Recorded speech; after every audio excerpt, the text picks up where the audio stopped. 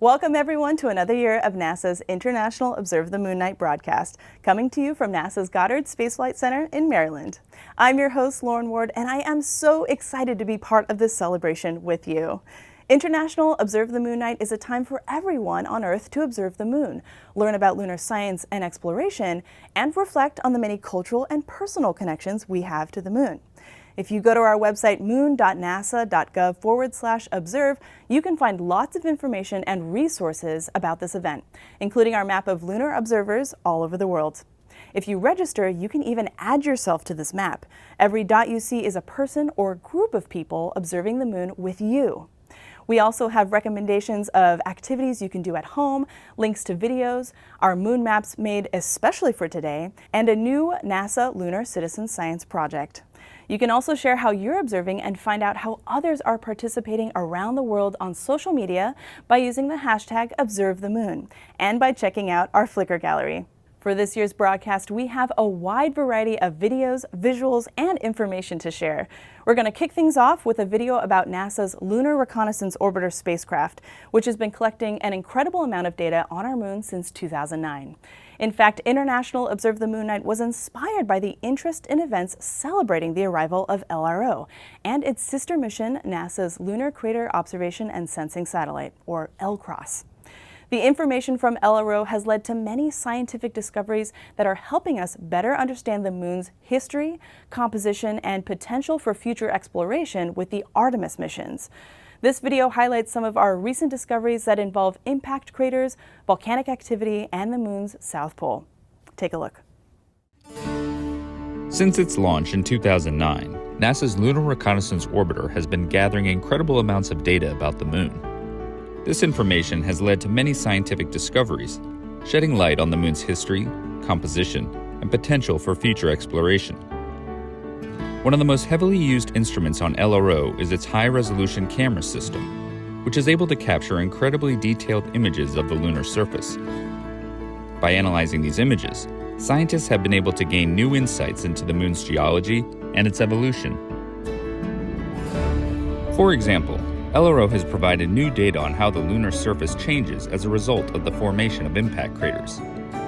During its years orbiting the moon, LRO's camera has captured the immediate results of meteorite impacts on the surface, such as scattered debris and ejecta patterns on the surface.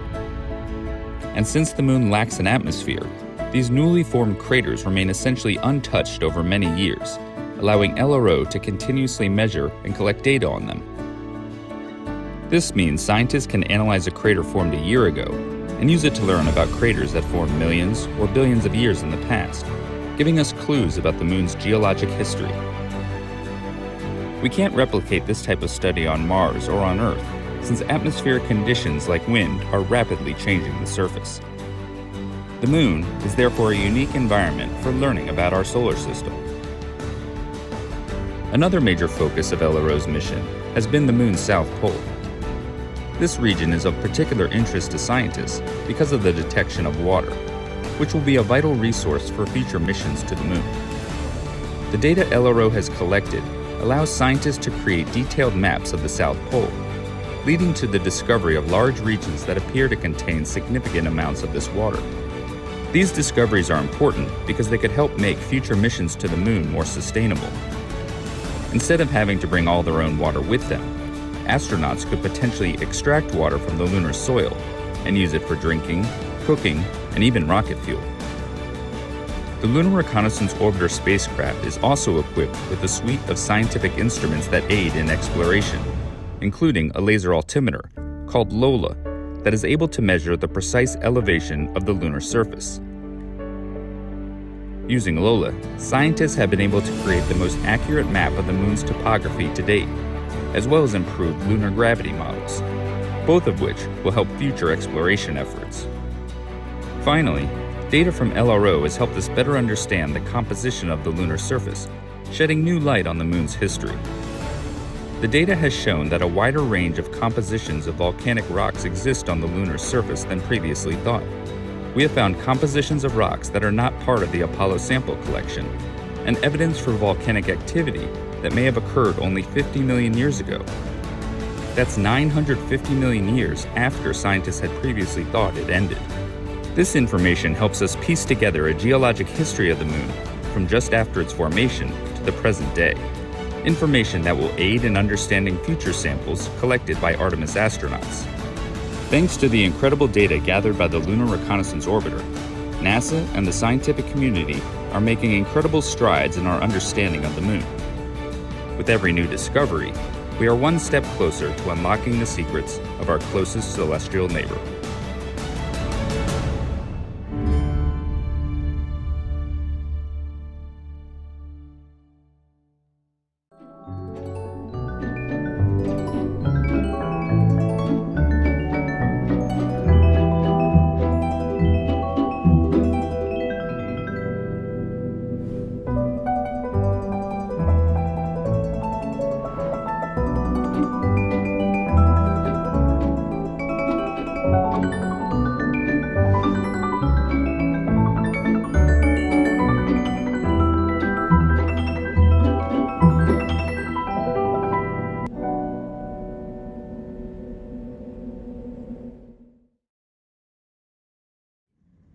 Hola, soy Karina y soy de Barranquilla, Colombia.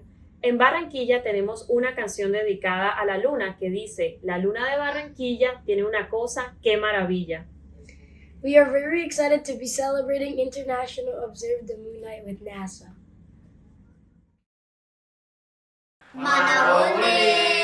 Hey there, we are the Ramin Su and we're saying hello from Madagascar. In our language, Malagasy, the moon is called Bulana. We have this lovely tradition of calling our parents Masonja Mambulan. Sun and the moon. So next time you observe the moon, Send your love to the people you cherish the most. Happy International Observe the Moon Night. Mwah! Hi, I'm Isabel from Melbourne, Australia, and we like learning about the moon at school. Happy International Observe the Moon Night! Hi, I'm Henry from Melbourne, Australia. I like Happy International Observing the Moon Night!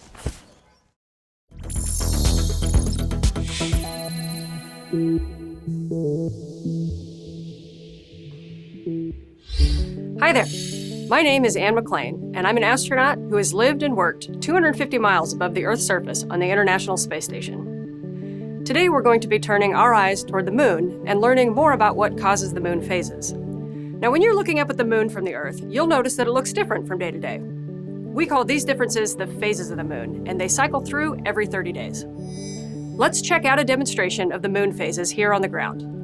We're going to pretend his head is Earth, letting him view the moon as you would from your home. The ball in their hand is going to represent the moon, and the light source is going to be our sun. Keep in mind that while the moon is orbiting Earth, Earth is also rotating on its axis and slowly orbiting the sun. Now, looking from our outsider perspective, we can see the moon is still whole the entire time it is orbiting around Earth, with the side facing the sun always illuminated and reflecting sunlight.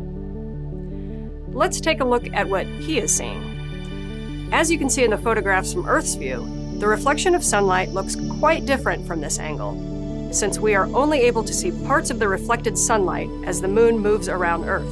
This is what causes our moon phases, as the moon orbits around Earth every 30 days.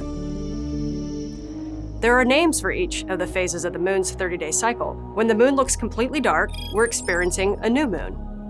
This is the beginning of the 30-day cycle. It will move through a waxing crescent phase until it is a first quarter moon.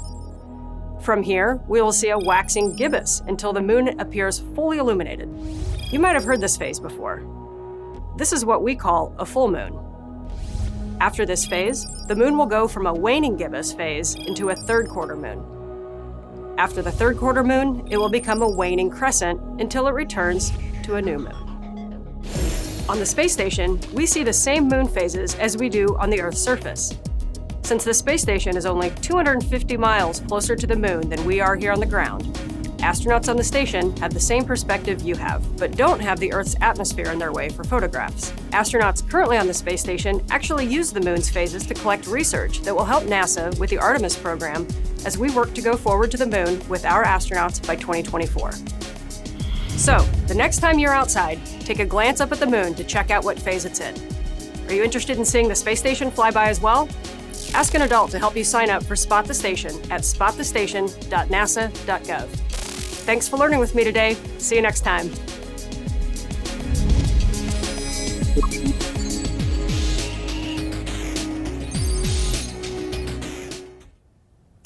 This evening, you'll see a first quarter moon, a great phase for viewing through a telescope or binoculars. The rugged lunar terrain really pops out along the terminator, which is the line between the light areas and the dark areas on the moon, basically the line between day and night. Even without binoculars, you can observe the terrain that's lit up by the sun and where shadows typically cover. No matter how you observe the moon, you're bound to have questions about what you see. In this next segment, NASA scientist Jacob Bleacher answers some questions we've gotten on social media about the moon. Hi, I'm Jacob Bleacher. I'm a geologist. That means I study rocks and dirt on the Earth and planets. This is Ask NASA. I'm here to answer your questions.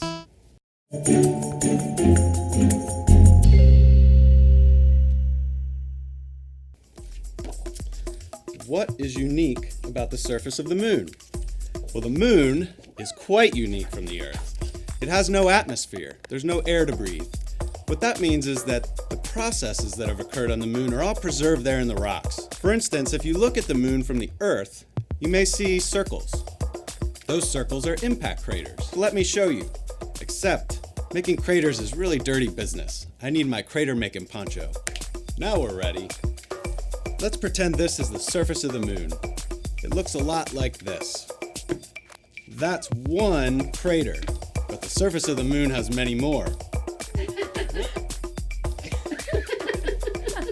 Oh, that was a good one. On the moon, these craters have formed over time, and as you saw, material from each crater buries the previous ones, making this very rough terrain. In that terrain, at the pole, there are some craters that we believe have water ice trapped there, and they never see the sunlight.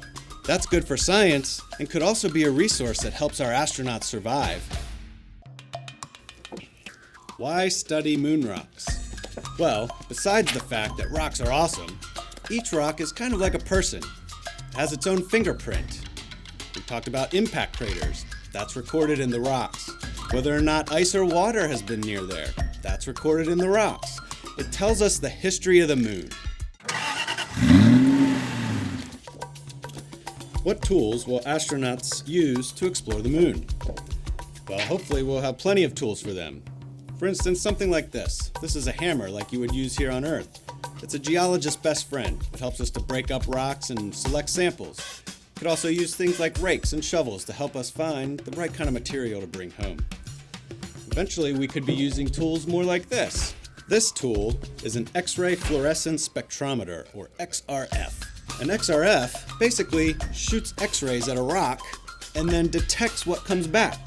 And as I talked about before, rocks have unique fingerprints.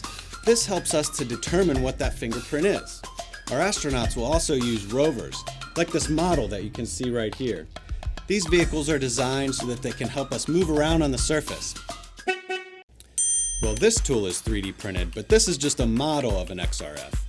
But right now, we're actually testing 3D printers in space on the International Space Station. It'd be really helpful if we can use 3D printers to design the tools that we need.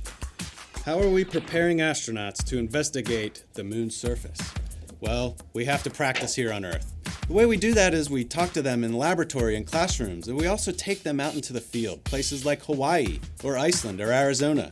Places where there are similarities to what they might experience on the lunar surface. We're really excited to send humans to the moon with the Artemis program. That is a great question. The first thing that's going to be very different is that during Apollo, the sun was overhead.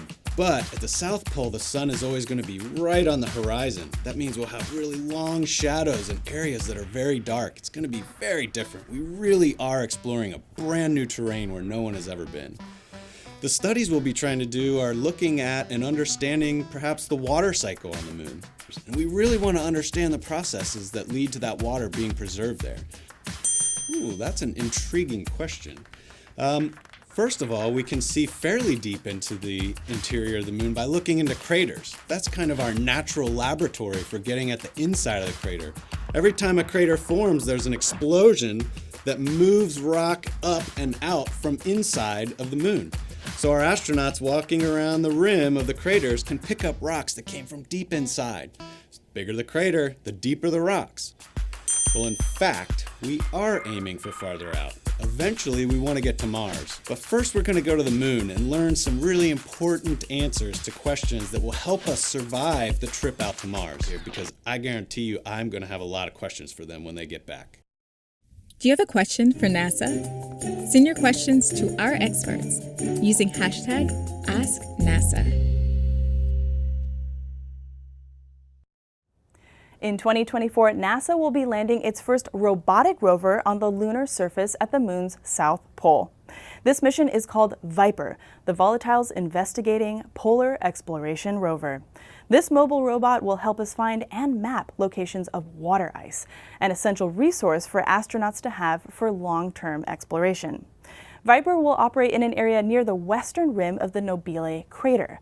The landing site sits on top of a large, flat-topped mountain. Earlier this year, the mountain was given the official name of Mons Mouton.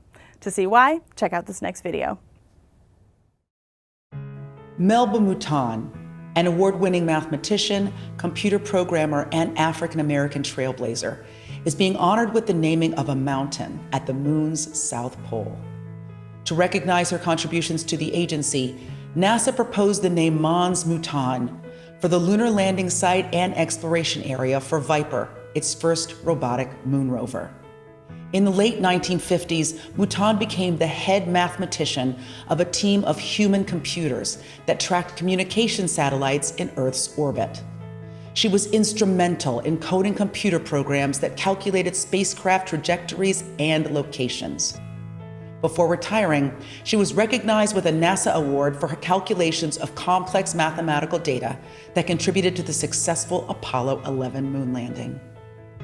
Mons Mouton is a mountain that stretches roughly 2,700 square miles and has an elevation of more than 19,000 feet. It's about the height of Denali, the highest mountain peak in North America. The lunar landmark can be seen from Earth with a telescope. Viper will embark on a 100-day journey at Mons Mouton. The rover will explore the moon's surface to help gain a better understanding of the origin of lunar water, as well as map potential resources, which will help inform future landing sites under NASA's Artemis program. Melba Mouton's legacy lives on at the highest peak in the lunar South Pole, bringing NASA a step closer to its goal for a long-term presence on the moon.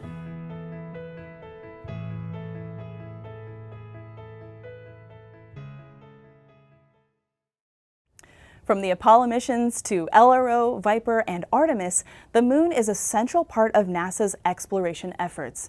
But why is that? Here's a video with some answers and a preview of what's in store for the future. We are going.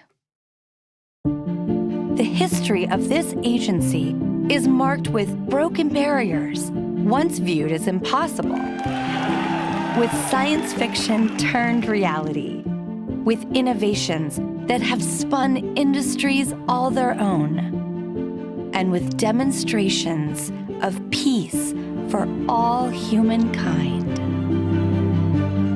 We soar in the skies of our home planet.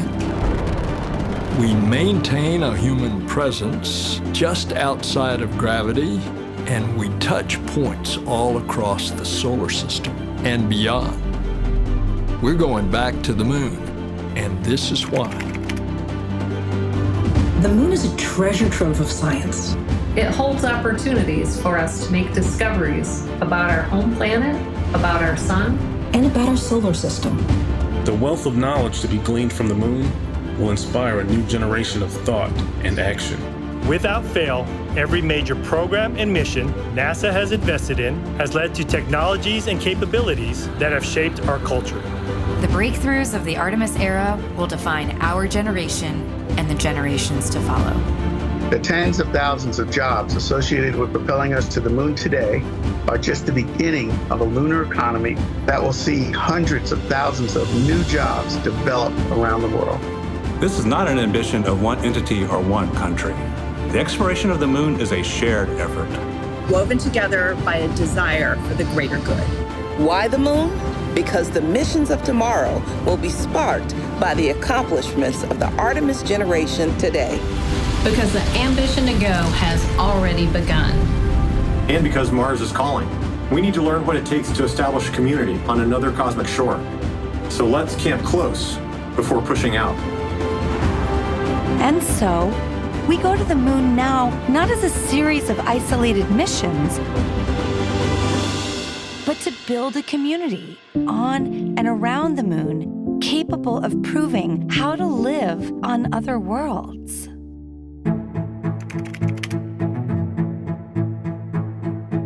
We'll use the lessons from more than 50 years of peaceful exploration to send a new generation to the lunar surface to stay. We will anchor our efforts on the lunar South Pole to establish the Artemis Base Camp, positioning us for long-term science and exploration of the lunar surface. We will prove what it takes to assemble a complex ship in deep space. We will perfect descending down to and returning from a distant surface. We will learn how humans can survive and thrive in a partial gravity environment. With improved spacesuit designs, mobile habitats, and with reconnaissance robots pre-positioning and relocating supplies. We will learn how to utilize the resources we find on these other worlds, starting with finding water ice and purifying it to drinkable water. And refining that into hydrogen for fuel and oxygen to breathe. We will establish fission power plants on the surface of the moon, capable of supporting a growing community of efforts. And we will expand the logistics supply chain to enable commercial and international partners to resupply and refuel deep space outposts. None of this is simple or easy, but nothing in our history ever has been. The Eagle has landed. You got a bunch of guys about to turn blue. We're breathing again. Thanks a lot. This kind of continuous lunar presence is a natural extension of all that we've learned in low Earth orbit. And what we will accomplish there will ensure the monumental missions to Mars are within reach. And as commercial companies ready their lunar landers for the first private payload deliveries, we have already begun to take the next step.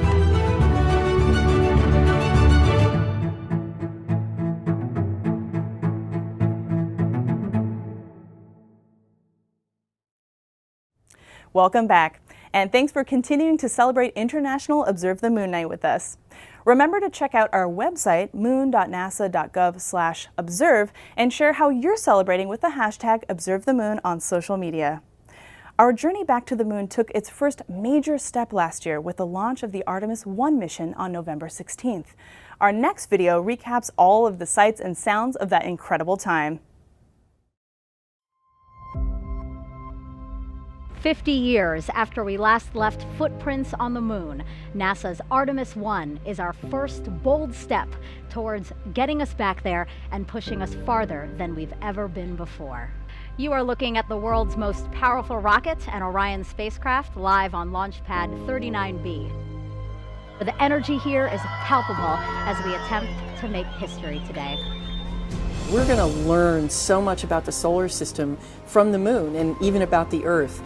Range weather. Weather is go for launch. The mission management team has been pulled. You have a go to proceed with terminal count. On behalf of all the men and women across our great nation who have worked to bring this hardware together to make this day possible, at this time I give you a go to resume count and launch Artemis 1. 4-stage engine start. 3, 2, 1. Boosters in ignition. And liftoff of Artemis 1.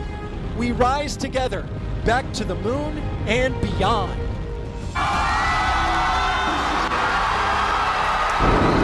SLS now traveling 607 miles per hour. The harder the climb, the better the view. We showed the Space Coast tonight. What a beautiful view it is. The first step in returning our country to the moon and on to Mars.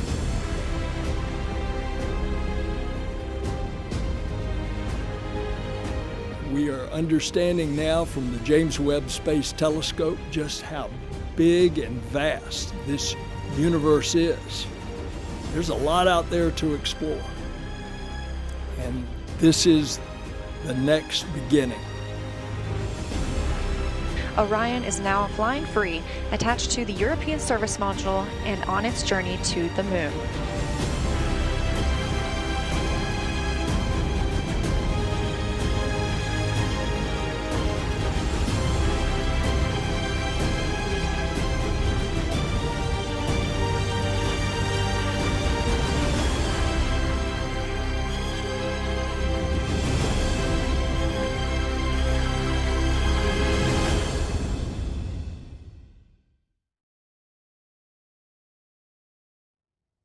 Returning humans to the moon really makes us think about the lunar surface, what the rocks are like, the color and the texture of the lunar soil, and the deep craters, canyons, and soaring mountains.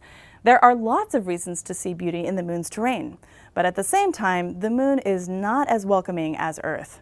There are areas that sit in total darkness with temperatures colder than all the known places in the solar system. It only has a thin atmosphere, called an exosphere, and it is not breathable. The craters, canyons, and boulders make the landscape very rugged, and some may see it as a bleak and lonely desert. The moon can be both haunting and beautiful, all at once. To give you a good sense of this perspective, we have something special to show you. Earlier this year, NASA Goddard partnered with the National Philharmonic Orchestra and composer Henry Dillinger on a performance called Cosmic Cycles, a Space Symphony, an eclectic mixture of visuals from our solar system and beyond set to music. What you're about to see is part of the performance focusing on the moon, set to synthesized orchestra music provided by Mr. Dillinger. It's called The Moon, Our Desolate Companion. We hope you enjoy it.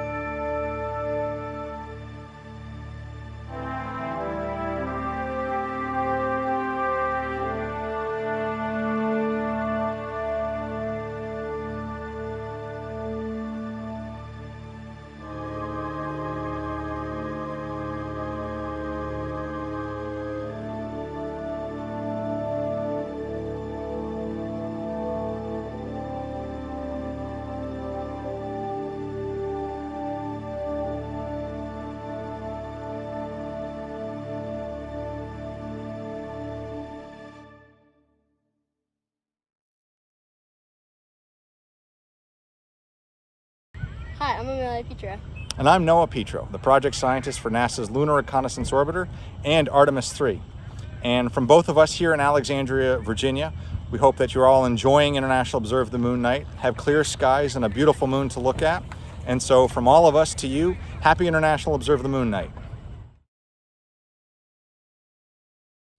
こんにちは。私たちの名前はユーナとケイトです。僕たちは日本の東京都出身です。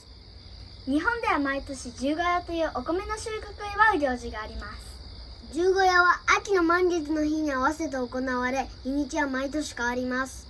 このように満月を見て楽しむことはお月見と呼ばれます。お月見で人々は月を表現したお団子を食べます。僕は月見団子が大好きです。Happy International Observe the Moon Night!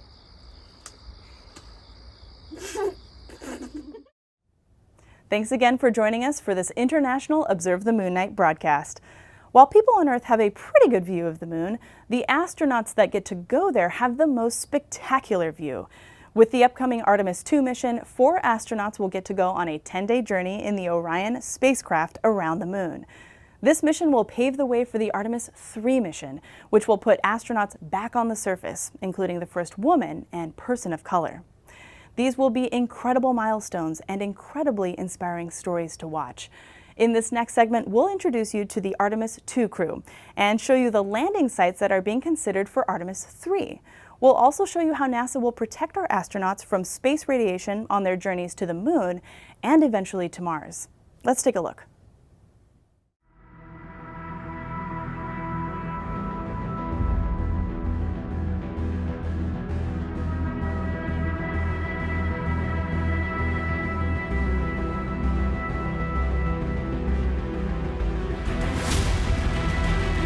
I'm Christina Cook.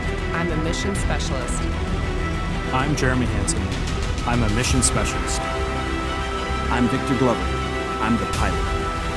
I'm Reed Wiseman. I'm the commander for the Artemis 2 mission to the moon. To the moon. To the moon. To the moon.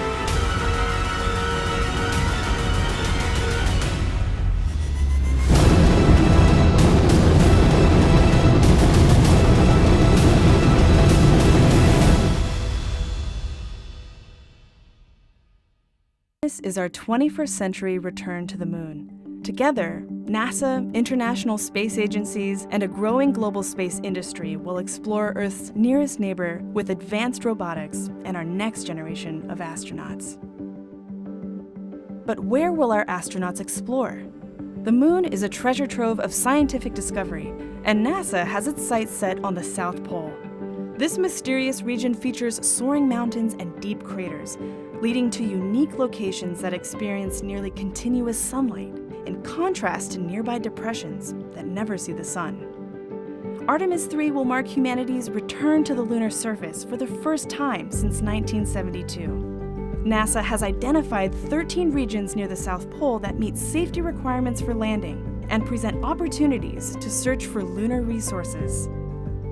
Each region can also help us learn more about the history of the moon and gain a better understanding of our place in the solar system. These 13 candidate landing regions represent a diversity of features in the lunar South Pole, ranging from the summits of mountains rising miles above their surroundings to the rims of large craters. These features together act to both expose and preserve billions of years of geologic history. Using robotic orbiters and rovers, NASA and the global science community will continue to study these regions before selecting the Artemis 3 landing site.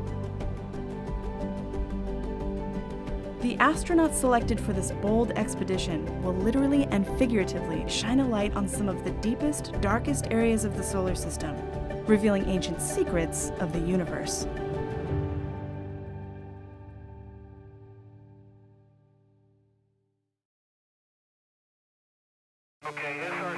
It's August 1972, and Ian Richardson, a future NASA scientist, is watching TV when the BBC announces the interference is caused by solar activity. He didn't know it then, but the sun had just erupted in one of the most powerful solar events ever recorded. There was no threat to humans because Earth's magnetic field deflects much of the sun's radiation. But the explosions were so powerful that intense radiation disrupted TV signals and caused radio blackouts. So what if you were outside Earth's magnetic field? On the moon and beyond, astronauts face the risk of extreme radiation exposure. Luckily, the intense radiation in 1972 occurred right between the Apollo 16 and 17 missions when no astronauts were in their path. As NASA plans missions to go back to the moon and then onto Mars, predicting the sun's activity to protect astronauts from space radiation is one of our biggest priorities. One of the biggest unknown factors about going to space is the radiation hazard from the sun. This is Ian today, studying the effects of the sun, also known as the field of heliophysics.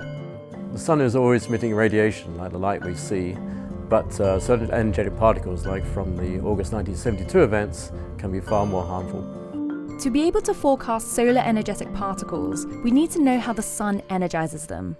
The sun is made up of electrically charged particles called plasma. As this plasma moves, it builds up energy inside its massive magnetic field. This energy is usually released in two types of explosions.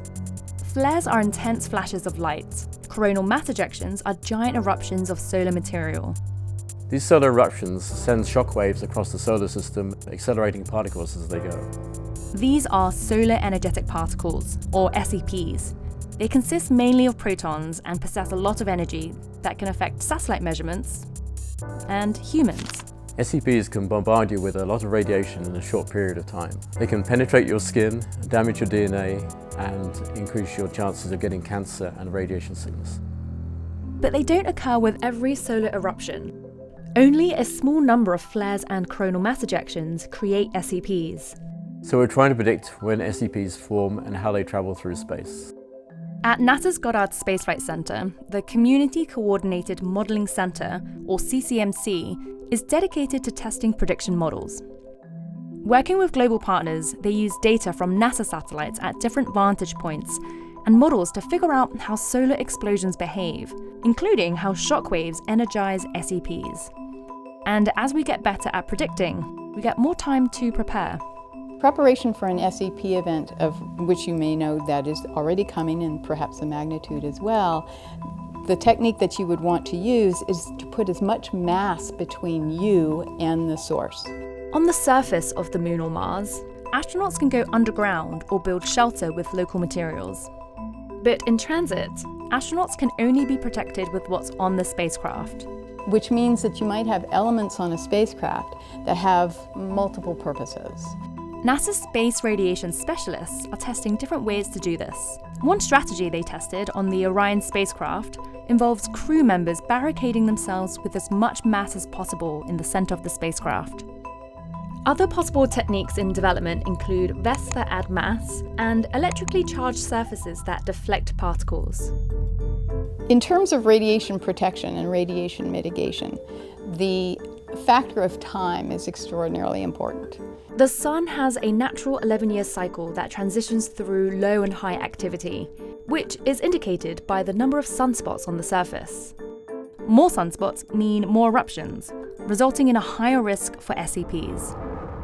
But during this increased solar activity, the sun's magnetic field strengthens, enhancing its shield against another important source of radiation, galactic cosmic rays. These are charged particles traveling at nearly the speed of light that are thought to come from supernova explosions from within our galaxy and possibly further out in the universe. If solar energetic particles are intense sporadic storms, then galactic cosmic rays are a constant drizzle. Galactic cosmic rays are more sparse, but also much more energetic. They include heavier elements that can penetrate through vast amounts of materials. Understanding the rate of galactic cosmic rays helps us determine how much time astronauts can spend in space safely. To date, humans have only been on the lunar surface for a cumulative total of about 12 days. A trip to Mars will take 6 to 10 months each way. That means even more radiation exposure, and so NASA is doing work to prepare for that. The moon is going to be a test bed for us in order to be able to prepare for Mars. The more that we understand the impact and the duration of radiation on the moon, The more we can extrapolate that to the length of time that we will be spending in transit and on the surface of Mars.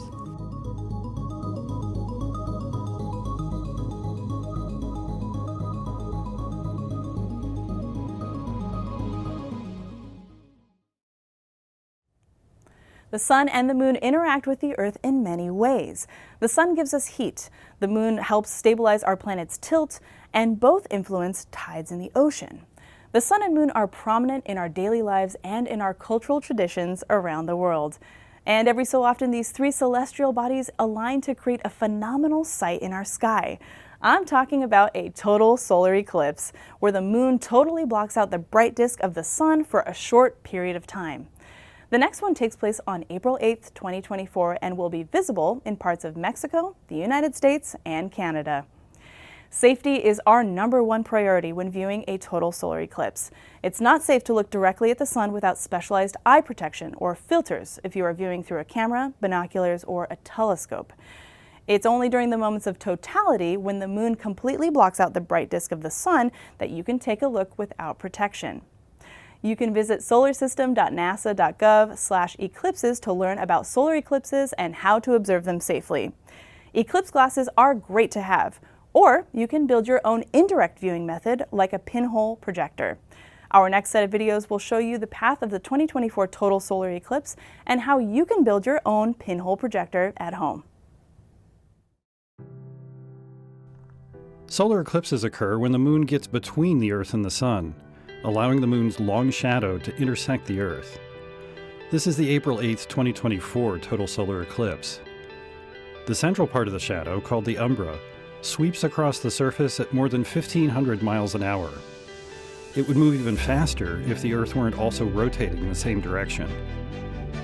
The path of the umbra is known as the path of totality.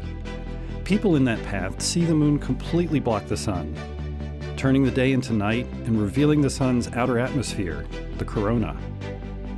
The umbra is over land for just an hour and 40 minutes before moving into the North Atlantic and then skipping off the edge of the Earth. Hi, my name is Parker, and I'm going to teach you how to make a boxed pinhole projector. To get started, you'll need a cardboard box. Cereal boxes or shoe boxes work great. You also need scissors, aluminum foil, a pencil, a push pin, some tape, and a white piece of paper big enough to cover one end of the box. Start by tracing one end of the box on the white sheet of paper. Then cut out your shape and place it inside of the box on the same end you just traced. Next, cut 2 square holes on the opposite end of the box, one on the left and one on the right. If you're using a cereal box, tape up the middle to help everything stay together. Now cover one of the square holes completely with aluminum foil. Use tape to help the foil stay in place. Finally, take the push pin and punch a very small hole in the center of the aluminum foil. Ta-da! Always remember, you should never look directly at the sun because it's very dangerous and will hurt your eyes. To use your boxed pinhole projector, stand with your back to the sun. Then, hold the large square hole up to your eye and move the box around until you see the sun. Project it on the paper. Watching a solar eclipse is a great way for anyone to do science. But remember, you have to be careful. Stay safe. Happy eclipse watching!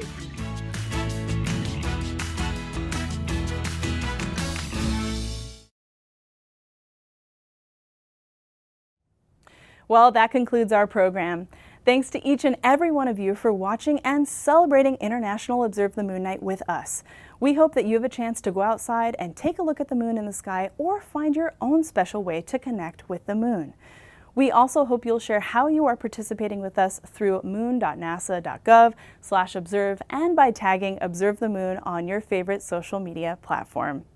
The website also has a survey you can fill out to help us make this event even better in the future.